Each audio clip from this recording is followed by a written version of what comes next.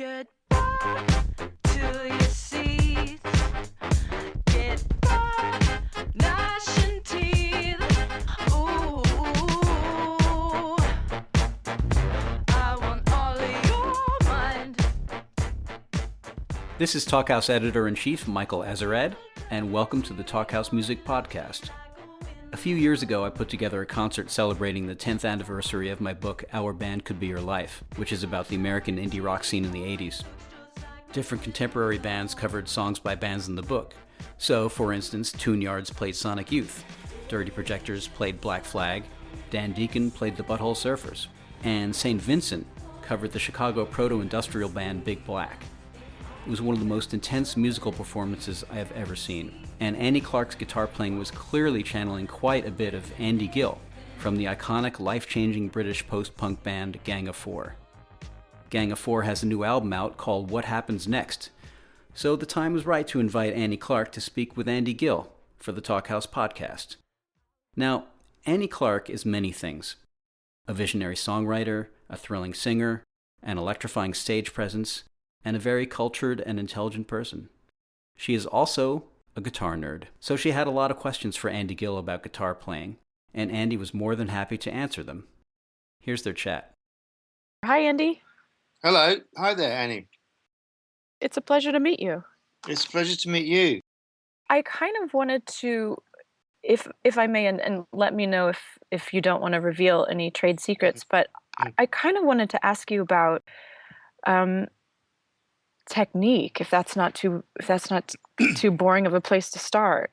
Oh no, you're bored. No, it's a brilliant starting point. Yeah, let's talk about technique. That thing that I don't have much of, but yeah, go on. No. I mean, I don't mean it in some sort of like studious way. I just mean that like lacerating tone that you get with the harmonics and the. Can I be dumb and just ask what? Because I was watching you last week from the early 80s playing like a Stratocaster, and I'd never heard a Stratocaster sound like that. I feel like Strats are, I don't know, this kind of like pantheon of normal guitar playing, and there's nothing normal about what you're doing with it, and it just doesn't even sound like a Strat. What sort of guitar do you play? I play. For a long time, I was playing those Harmony Bobcats. But then, just the cheap Sears guitar from the late '60s. Oh, right, okay, that's good. Yeah. Cheap is good. Cheap is good. Yeah. But then I've sort of. There's a lot of things with the recent show that I have to have the upper frets, and I have to have like actually a fretboard that's a player kind of guitar. So I switched to that's right. These Music Man kind of I forget the model.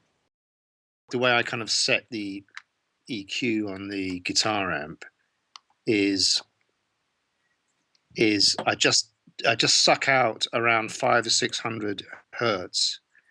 Mm-hmm. And and then just take the level up to a point where it's sort of crunchy. Yeah. And so there's some bottom end, but the kind of the sort of lower mids or the mids are taken down, and then there's lots of top end. So that's and the Strat seem to the Strat is not as kind of big and rich as a Gibson. Mm-hmm. And it's got a sort of certain kind of thinness and attack to it. Technique wise, I remember being at school, and when I was kind of trying to figure out the guitar, and I was playing bits and pieces, and I was always not very good at learning other people's songs. Mm-hmm. Same. But were you the same? Yeah. I had sort of great admiration for other people who could sit down and listen to a track that they liked and then figure out all the guitar parts. And somehow or other, I don't know whether it was I just didn't have the patience, or I didn't I'm just doing things my way, not their way, or something like that. I don't know. But there was one guy at school who was a sort of guitar genius, and they ended up being on a band on EMI, pretty much the same time as Gang of Four were. And he and I used to go to, and he was a guitar genius, and I would go to him and say, how do you play this Hendrix song, or how do you play this particular Free song? And he'd show me, and I'd then incorporate that into what I knew about the guitar. Mm-hmm. And I remember him kind of showing me something really technical and complicated, and I said, yeah, but what about this? And I just scratched my finger down the string, hit a harmonic, and then just did some just the noise sound things from the guitar. Said, that's what's exciting. And he kind of gave me a funny look, and I suppose that's always been with me. And I also think, I kind of wanted to be a drummer when I was younger. And I do think of things in grooves and rhythms and pulses, and I sort of very much think in those terms. And I don't really think in terms of sort of that is very clear. Yeah, I don't really think in terms of like sort of grandiose melodic constructions, and it's like sort of like my kind of favorite beats are the sort of what I know now to be called a dotted quarter note or a dotted eighth note, and and a triplet, and using those things, making guitar rhythms out of those things in a kind of a energetic kind of way, not in a sort of I mean, I think the energy is important. It seems to play some sort of fundamental role, but that was the kind of basis of where I came from with the guitar. I think of music in very visual terms, and it's interesting that you liken your playing to painting, because I tend to think of it as this, like, oftentimes very this cross-hatching. It's like strict cross-hatching that it grooves, but it's not it's a strict groove. It's not wobbly and serpentine exactly when you're in the riff zone. If I can ask you another kind of guitar nerd question, in terms of when you're doing the kind of more lacerating, feedbacky parts, are you relying on pedals and things like that, or is it No, because I can hear you, like when I was watching you play the Strat, I can hear you bending in a way that sounds like you're just bending the neck, because you didn't have a whammy bar or whatever. It's just and I think that kind of physicality, that combined with you sort of lurching about in this way, like you can hear you throwing your whole body into the guitar in a way that I think very, very few people do, and that's quite inimitable. I'm not sure there was a question. I always thought about the stage as theatre, and you're putting across stuff to the audience in what is sometimes called a sort of Brechtian way. In other words, a self-aware way that you're not pretending. You're not pretending very much, but there is artifice, and you're putting it across to the audience, and there's a very direct contact between you and the audience. And sometimes you are I'm playing the guitar and it's feeding back, and I'm a lost man. I'm stumbling around the stage, and I don't know where I'm going, and I don't know quite what I'm trying to say. And there may not be a whammy bar, so it may be a case of just holding the guitar with my right hand and getting a hold of the neck with my left hand and bending it one way or the other. And before, I mean, the album that I've just done, I think is a bit different, but prior to that, there's fairly minimal effects. And I don't say that as sort of out of any kind of pride, like, oh, No, yeah. you know what I mean? It's not, so it's more natural and authentic because it's not really effects. I'm not saying that because I love effects, but it would basically be, how do you make a guitar feedback? Well, you basically add more gain and distortion and stuff. So it's like it's one pedal, has to be the right pedal that like just pumps up the gain so that you get a feedback loop. You spoke about Brechtian performance and embracing the artifice. Do you feel like, where do you feel like that came from? Because I feel like a lot of people, especially in, well, let me think about this. If maybe I'm wrong. In the late 70s, there was this sort of push toward quote unquote authenticity. I mean, there was a reaction against, I mean, be politically and also a reaction against the kind of stadium rock, overblown, bloated kind of rock and roll mythology or whatever. But it seems slightly counterintuitive to think that you at that time would embrace the artifice.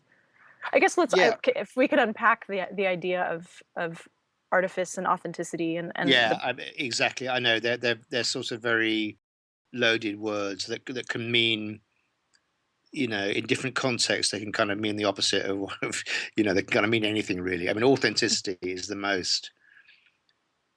it's such a dangerous word, and people use it to market things and all that, and take it out of its proper meaning, which means authentic. But I think, well, one of the things that struck me, somewhere in the mid-70s, I saw the Grateful Dead in London, and they all sort of pretended that they were on stage.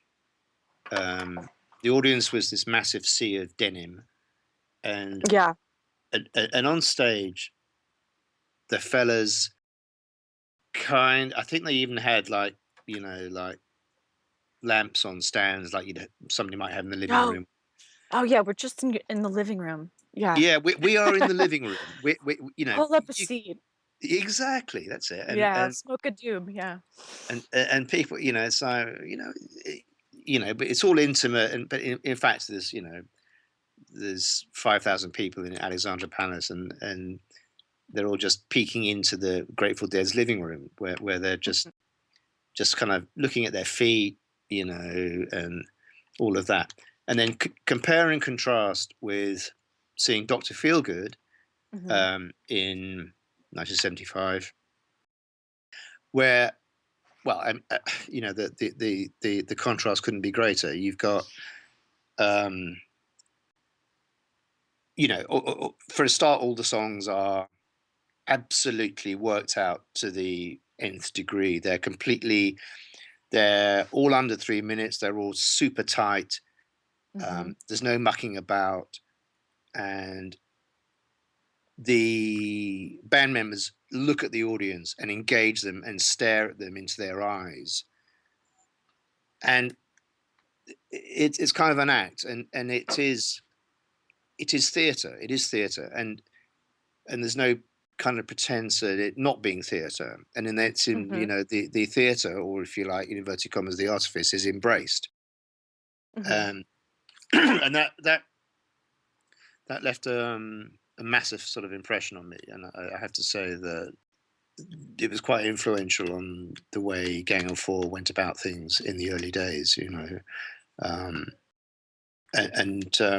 but beyond that, I found that the kinds of things that we wanted to say, we liked to create these kind of lyrical constructions where one person would be one character, and then somebody else, probably me, would be the narrator or The Greek chorus or something. the Greek chorus, or another character, or the wife of the person that's the main character, that kind of thing.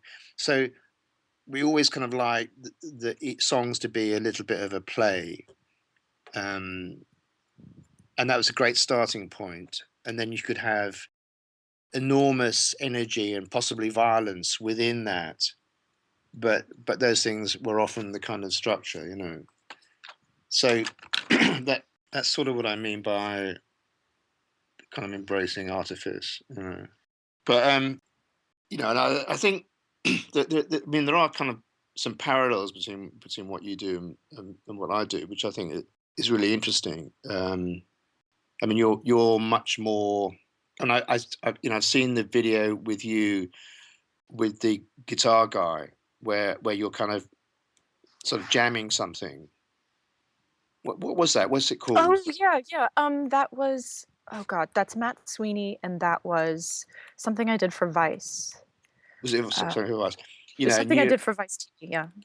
And you were jamming with him and explaining that thing with there's plucked harmonics where you do a harmonic where there isn't really one. You have to move your right hand to. You are right-handed, aren't you? Yeah, I am right-handed. Where you had to move your right hand to get the right point, the harmonic, the halfway point to get the harmonic. Right.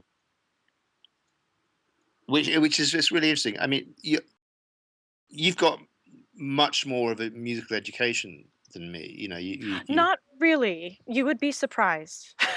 well, okay, then if you haven't, then I am surprised. But yeah. You went to Berkeley, though, didn't you? Yeah, I did, but I wasn't a good student. I mean, I know that most people Bad who go to girl. Berkeley, I know. I Yeah. dropped out. Looking back on You were a it, draft dodger. I would have rather gone to art school. I mean, but that's, I'm not complaining, but No. but a lot of the musical education I got was from watching my uncle play guitar, who's a really brilliant jazz fingerstyle player. So yeah, and playing in and you bands. play without I riff, did without a pick, don't you? You play with your fingers. a lot of times. I've played more with a pick as of late, just because I need a certain amount of attack for some of the parts, which but I sort of came up as more of a fingerstyle guitar player. It's really interesting that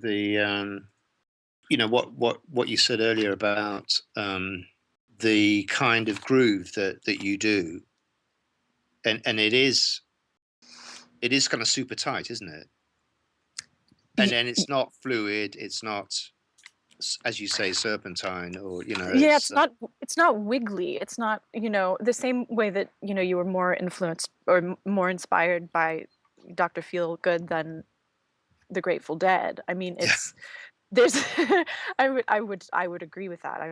I would err on that. I'm not a big fan of that kind of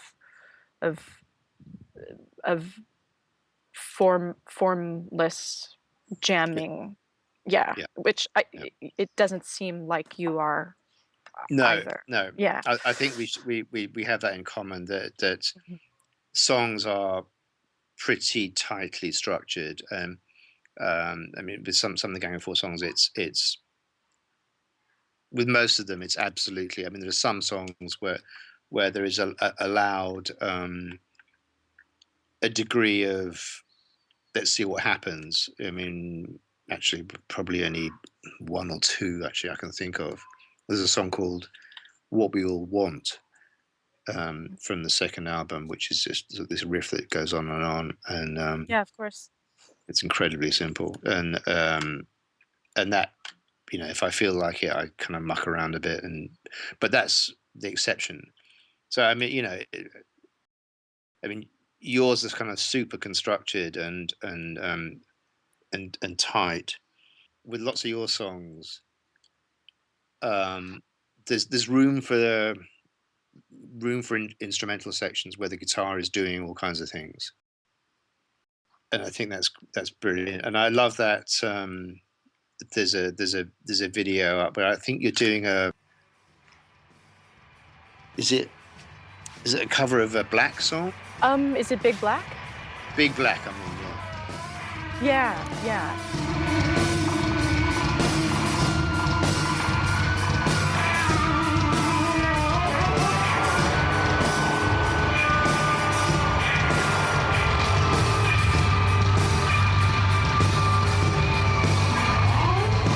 Born in this town,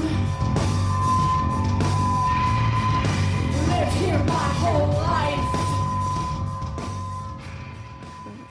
I was definitely noting, in terms of that high gain, high treble, no mids, bottom. I mean, that's Albini definitely was probably winking at you there. Yeah, I'll tell you a funny story, which is I produced the Jesus Lizard in the mid-90s in Chicago. Yes, of course. David Sims. I know David Sims. Oh, do you? I love David Sims. He's a lovely man. He was my tax man for a while. Was he? Yeah. How did that happen? That's amazing. I would email him about something and just be like, I'm emailing David Sims from the Jesus Lizard about, my 401k or whatever. I don't have one of those, but you know what I mean? Is he still doing that? Yeah, he's an accountant. Okay, I'm gonna email him tonight because I've got to do something I've got to do something about my withholding tax in America. So I'm going to email David Sims tonight. He's your man. He's your man. Oh, brilliant. Fantastic. I didn't know that. It's a lovely bloke. In fact, they all are. And David Yau's a good guy. And so I was in a car with David Yau. We were driving somewhere or other halfway through this album. And we were listening to some Albini stuff. What's that other band he's got? Is it called? Shellac. Shellac, yeah. We listened to Shellac, and Yao was getting more and more agitated, going, "This is just Gang of Four rip-off. This is Gang of Four rip-off." And I said, well, whatever, And he phoned up Albini. Albini answered, and David Yao went, "You're just ripping off Andy Gill from Gang of Four." And I was getting slightly embarrassed at this point, But he kind of, grumped a bit and mumbled something or other. But did he confirm or deny? I think he kind of changed the subject. Okay. I love the way that what you do in that song is it's just like loads of, riffing harmonics for the first minute or something. Mm-hmm. It's really brilliant, and it's sort of reminding me that what I should be doing, so expect the next 5 Gang of Four songs to have loads of riffing harmonics. Well, I have you and Steve to thank for that. That's okay. Yeah. Yeah. I mean, it's not I'm like referencing Steve referencing you. I'm referencing Steve referencing you. Yeah. Okay. Yeah. But it's not like it. I mean, that particular thing is not particularly typical of. Well, it doesn't seem to me that it's that typical of what you do with songs like Cruel or Witness. It's called Digital Witness, isn't it? Yeah. Which they're very sort of clever constructions, and they're quite interesting. What happens? Go on. Oh no, thank you. Yeah, it seems like we. Where do you think this? Because there's tremendous power in austerity, and one of my favorite. It's so hard to talk about music, but one of my favorite things is how your riffs and the drums and bass like you said, they're this sort of like stalwart monolith, and then you can either lock right in a very rigid way, or you float it out a bit. But where do you think your desire for that kind of austerity comes from? The compact songs, the not lollygagging about. As I was growing up, during my sort of teenage years, I pretty much hate 99% of what I heard on the radio, and felt it was demeaning to people, idiotic. So I mean, sometimes I hear songs on the radio and I'm going like, who did DARPA sponsor this? Who in the world? Who is this for? I know. I What mean, corporate interests are behind this? There's such, I used to have such a kind of this. You don't know who these people are, but there's in Britain there was just one radio station called Radio 1. Yeah, it was the most dreadful, awful thing. And there was some pirate radio who broadcasted from ships out at sea. And they played reasonable stuff, but Radio 1 played the most appalling crap. And it's odd that all these DJs from the 70s are now being investigated for paedophilia. Oh, and I'm sorry, and now I shouldn't laugh at that. Yeah, that's horrifying. No, it's horrifying, but it's also darkly funny. But they should be investigated for crimes against music. It's to me, there had to be something that was truthful and meant something, and and express things as I saw them. So I think that's where both guitar wise and the kind of production, musical construction of the band's sound and the lyrics, that's where it was all coming from. It was talking about things that were true and as we saw them, and not this kind of bizarre world of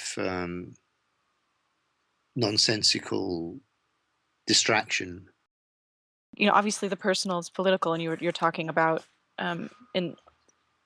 you were talking about things that actually mattered and were actually relevant to people's lives, instead of this kind of fantasy make-believe corporate sponsored. Did that always feel powerful, or did you ever sink into despair? No. Because the thing was, as soon as I think there's kind of an instinct about when you do something good and it's good, you don't even really care what anybody else thinks. When you have that kind of thing, like, wow, this really is good, and that, and we've managed to say what we're trying to say, and it is good. But then when other people go, yeah, it's good, and it kind of, you feel vindicated. So no, I never felt any kind of despair or negativity. I think a lot of people these days are way less overtly political. Yeah, well, that's true. Yeah, absolutely. Yeah. I mean, a lot of people have kind of been interested in the Gang of Four sound, and have kind of maybe been influenced and borrowed a bit here and there, but they never kind of get that interested in the kind of subject matter. I've noticed. Well, that's not entirely true, but I'm exaggerating a bit. But it tends to be the guitar sound and the drum beats and stuff that people can listen to Gang of Four for. Why do you think that is? I think people have got bored with politics, and if I mean, in the late 70s, it was a very polarized world that we lived in. It was kind of capitalism versus the USSR, And Yeah. and then there were characters like Margaret Thatcher, which tended to massively polarize opinion. Everybody had an opinion, and Reagan, and young people sort of had a strong opinion and stuff, which they seem to have less of. I mean, sometimes it is literally fashion driven, I think. So you do wonder why these days it's not, where people go lyrically, but I certainly wouldn't, expect people to do what Gang of Four did. But also, I mean, the whole kind of issue of politics is a funny one. And with Gang of Four, sometimes songs that are called political, for example, Gang of Four song called "Natural's Not in It," which people have told me is sort of a political song. But when you look at what it says, all it really says in that song, I mean, it's a kind of slideshow of images, many images strung off one after the other, and what it's basically what it comes down to, what it's saying is that the things that people often say are natural, in inverted commas, are not natural at all. They're man-made ideological constructs. So, in the 70s, people often used to say, well, it's natural for women to stay at home and have kids, or, and it's natural for the men to go out to work. And of course, it's not natural. It's a construct, and I think that's, and religions and ideologies and political systems, it's in their interest to create this notion of what's should happen, what's natural, because it helps them with their purposes. And that's all that song was, which actually thinking about now I've described it, I suppose it is political, obviously, but it's not, it's not party politics. It's not saying, I'm down with the people and hey, let's have a revolution. It's describing the world in a realistic way, I think. So at some point or other, I have to ask you about your soccer video. Oh, geez. I mean, obviously you're already very cool, but now you're on kind of level 11 of coolness with demonstrating soccer technique. Rookie is a great young woman feminist zine, and they asked me to do an instructional video, and but they kind of said, well, everybody knows that you play guitar, so don't do that. And I thought, I honestly had to think back to what I did before I started playing guitar, because I mean, aside from getting smarter, seeing this film or reading that book, I haven't really mastered any skill except except tried to get there with music. But well, it's absolutely, yeah. Thank you. So yeah, I mean, I played soccer. I'm from Texas, so everybody played sports, and I played at pretty much every sport. But soccer, I played and wasn't particularly aggressive or good at scoring goals or anything like that. Mm-hmm. But did manage to kind of perfect a skill, which is kicking a ball over my head, which has certainly did. No other applicable use for that. I mean, that's just that's all. It's totally impressive. Totally impressive. Well, thank you. What was it like? I can't say his name. Sufjan Stevens. Oh, Sufjan. Yeah, Sufjan. Sufjan. Sufjan Stevens. What was it like playing in that? I will say that speaking of, artifice and authenticity and performance, I mean, I'm of the same mind that once you get up on stage, you're a performer, you ought to perform. And I'm with you that I find the kind of idea of it's just me, just take me for me. I'm in my flip-flops and a shirt and sit with an acoustic guitar. Like there's something about that construct that I actually find very inauthentic. But Exactly. well, but so Sufjan really embraced the performance side of it. I mean, we had costumes and wings and Right. he would tell these he's a great writer, great writer, and he would tell these long-winded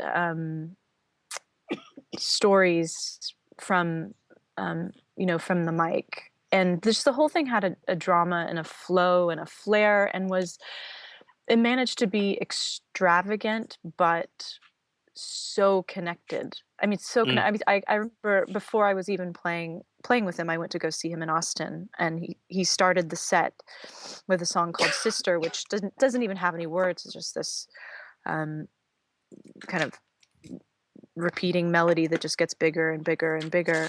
And I was in tears by the first song. It was just incredible. He's got incredible ears, obviously. To just talk about construction too,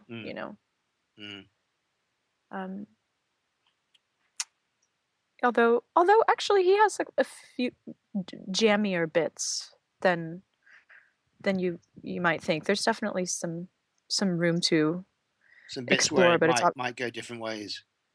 Yeah, a little bit. It's always kind of within the the context of a song. When you tour this new record, will you tour with some of the singers with Allison? No, not really. I mean, we'll probably do bits and pieces where we're in certain places, and it works out that way. But Jailer, as he is nicknamed, sings it. Does that dynamic feel the most comfortable to you, to have that other voice to bounce? Yeah. To be able to do the multi point of view and the commentary. Yeah. Yes. Yeah. Exactly. And some and there's a couple of songs on this new record which are very much like that, where I do one line, he does one line, I do one line, he does one line. So it's a back and forth, and it's integral to the song. It's a fantastic device, I think, where one voice sings something with from one point of view, or with one character, and then whether it's the next line or whether it's the next half verse or whatever, the other voice comes in and sings it. It can be quite thrilling to listen to. It can be. Absolutely. I suppose, we're sort of straying into the rarefied world of opera, but probably not.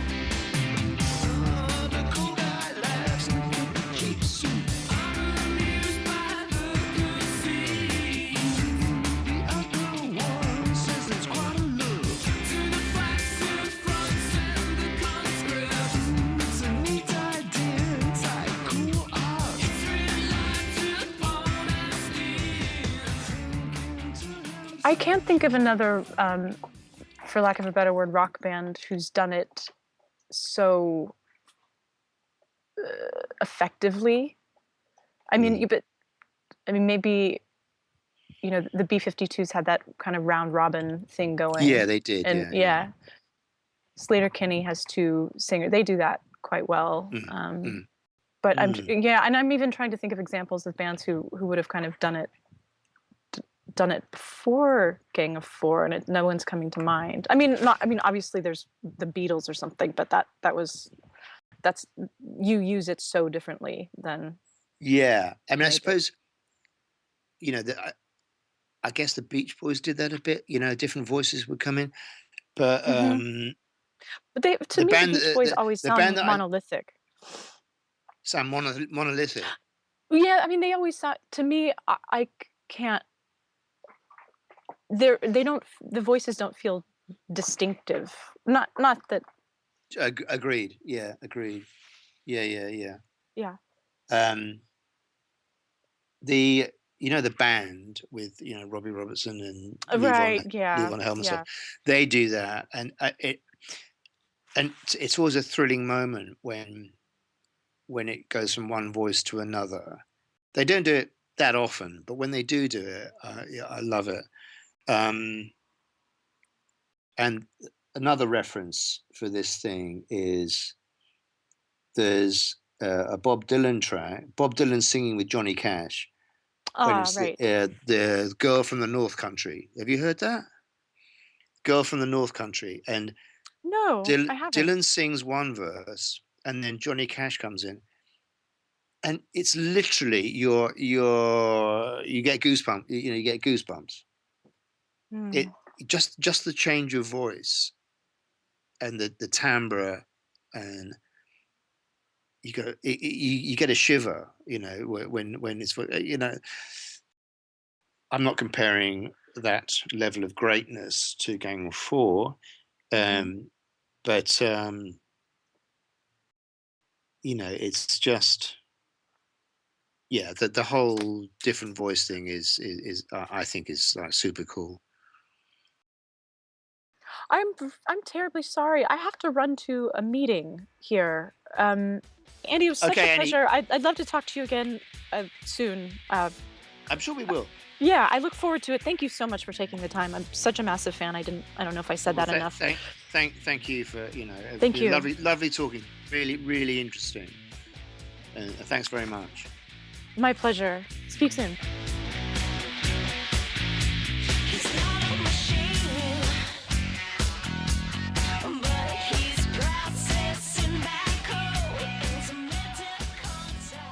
This is Talkhouse Editor-in-Chief Michael Azarad, and you've been listening to the Talkhouse Music Podcast with Annie Clark from St. Vincent and Andy Gill from Gang of Four. Our engineer was Elia Einhorn. If you'd like to hear more Talkhouse Music podcasts, by all means visit thetalkhouse.com/music. Do you prefer being called St. Vincent or Annie Clark? Oh, geez, whatever. No, you tell me. How about, Annie Clark. Sure. Or what were you going to say? Annie Clark is great. Let's do that. Okay. That's my name. All right. This is Andy Gill in conversation with Annie Clark or St. Vincent for the Talkhouse.